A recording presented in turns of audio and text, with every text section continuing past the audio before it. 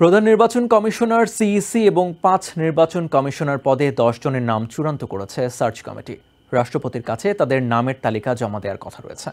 এদিকে নির্বাচনের সময় ইসি কর্মকর্তারা যেন বাধাপ্রাপ্ত না হন এবং কেউ যেন হস্তক্ষেপ করতে না পারে সে বিষয়ে নির্বাচন সংস্কার কমিশনের কাছে সুপারিশ করেছে ইসি।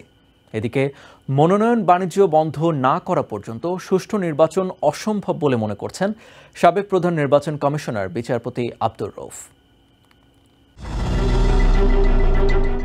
বুধবার দুপুরে আগারগাঁওয়ের নির্বাচন ভবনে সংস্কার কমিশনের সঙ্গে ইসি সচিব শফিউল আজিমের নেতৃত্বে প্রতিনিধি দল মতবিনিময় করেন। মতবিনিময়ে নির্বাচনের সময় ইসি কর্মকর্তারা যেন বাধাগ্রস্ত না হন এবং কেউ যেন তাদের কাজে হস্তক্ষেপ করতে না পারে নির্বাচন ব্যবস্থা সংস্কার কমিশনের কাছে এমন সুপারিশ করেছে ইসি।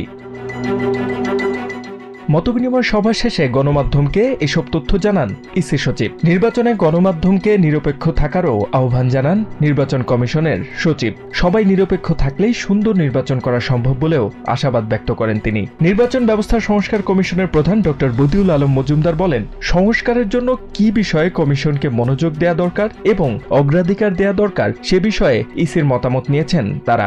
নির্বাচনী আইনকানুন বিধিবিধানের যেসব সীমাবদ্ধতা আছে সেগুলো দূর করা দরকার বলেও মত দেন সংস্কার কমিশনের প্রধান ডক্টর বদিউল আলম মজুমদার। এদিকে মনোনয়ন বাণিজ্য বন্ধ না করা পর্যন্ত সুষ্ঠু নির্বাচন অসম্ভব বলে মন্তব্য করেছেন সাবেক প্রধান নির্বাচন কমিশনার বিচারপতি আব্দুর রউফ।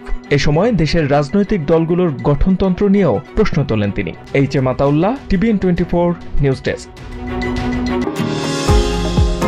নিউ ইয়র্ক থেকে সম্প্রচারিত TVN 24 টেলিভিশন বিশ্বজুড়ে বাঙালির কণ্ঠস্বর।